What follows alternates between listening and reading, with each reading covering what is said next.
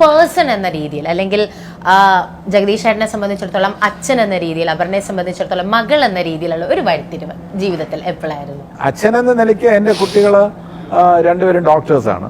അവർ doctors ആകാനുള്ള പ്രധാനപ്പെട്ട കാരണം എൻ്റെ വൈഫ് തന്നെയാണ്. എൻ്റെ വൈഫിൻ്റെ കമ്മിറ്റ്മെൻ്റ് ആണ്. ഞാനൊക്കെ ഈ സിനിമയിൽ ഓടി നടക്കുന്ന ആ സമയത്ത് പോലും കുട്ടികളുടെ വിദ്യാഭ്യാസത്തിൻ്റെ കാര്യത്തിൽ മാക്സിമം ശ്രദ്ധ എടുത്തിട്ടുള്ളത് എൻ്റെ വൈഫ് തന്നെയാണ്. അപ്പോൾ വൈഫ് എൻ്റെ കാര്യങ്ങളെല്ലാം, വീട്ടുകാര്യങ്ങളെല്ലാം ഒരു ഗൃഹനാഥൻ്റെ ഡ്യൂട്ടി കൂടി ഏറ്റെടുത്തിരുന്ന ആ ഒരു സാഹചര്യം ഉണ്ടായിരുന്നു. അപ്പോൾ അതുകൊണ്ട് എന്നെ സംബന്ധിച്ചിടത്തോളം ഇപ്പോൾ ഒരു വലിയ ലോസ് എന്ന് എനിക്ക് തോന്നാൻ കാരണം വീട്ടിൽ ഗൃഹനാഥയായിരുന്നു യഥാർത്ഥത്തിൽ ഗൃഹനാഥൻ.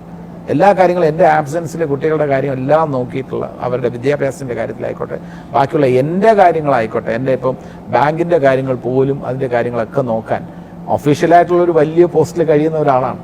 അപ്പോൾ ഫ്രീ ടൈം കിട്ടുക എന്നുള്ളത് പ്രാക്ടിക്കലി അത് വളരെ ബുദ്ധിമുട്ടാണ്. ആ സമയക്കുറവിനിടയിലും എല്ലാ കാര്യങ്ങളും മാനേജ് ചെയ്തിരുന്ന ഒരു വ്യക്തി എന്ന നിലയിൽ എനിക്ക് തീർച്ചയായിട്ടും അത് വലിയ ലോസായിട്ട് എനിക്ക് തോന്നുന്നു. അപ്പോൾ ആ കുട്ടികൾ രണ്ടുപേരും ഡോക്ടേഴ്സ് ആയതിൽ ഞാൻ ഹാപ്പിയാണ്, ഞാൻ പ്രൗഡാണ്. അവർ സോഷ്യലി കമ്മിറ്റഡ് ആയിട്ടുള്ള ഡോക്ടേഴ്സാണ്. അപ്പോൾ നല്ല ശമ്പളമുള്ള പ്രൈവറ്റ് ഹോസ്പിറ്റൽസിലെ ജോലി വേണ്ട എന്ന് കരുതിയിട്ട് രണ്ടുപേരും സർക്കാർ ആശുപത്രികളിലാണ് ജോലി ചെയ്യുന്നത്. അതൊക്കെ എനിക്ക് ഒരു അച്ഛൻ എന്ന നിലയിൽ ഇഷ്ടപ്പെട്ട കാര്യമാണ്. സൊസൈറ്റിയോട് അതിന് ഞാൻ തീർച്ചയായിട്ടും അവരുടെ കൂടെയാണ്. അവർ ചെയ്തത് നല്ല കാര്യമാണ്, നല്ല ഡിസിഷനാണ്.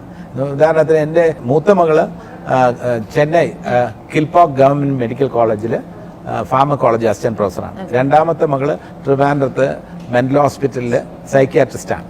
അപ്പൊ സൈക്യാട്രിസ്റ്റ് എന്ന് പറയുമ്പോൾ അറിയാലോ, പേഷ്യൻസുമായിട്ട് ഡീൽ ചെയ്യാന്നൊക്കെ പറയുന്നത് സാധാരണഗതിയിൽ അത് അല്പ പ്രയാസമുള്ള കാര്യമാണ്. പക്ഷെ ഇഷ്ടപ്പെട്ട് ചൂസ് ചെയ്ത് ഒരു നല്ല സൈക്യാട്രിസ്റ്റ് ആയിട്ട് വർക്ക് ചെയ്യുന്നു എന്ന് ഞാൻ കരുതുന്നു.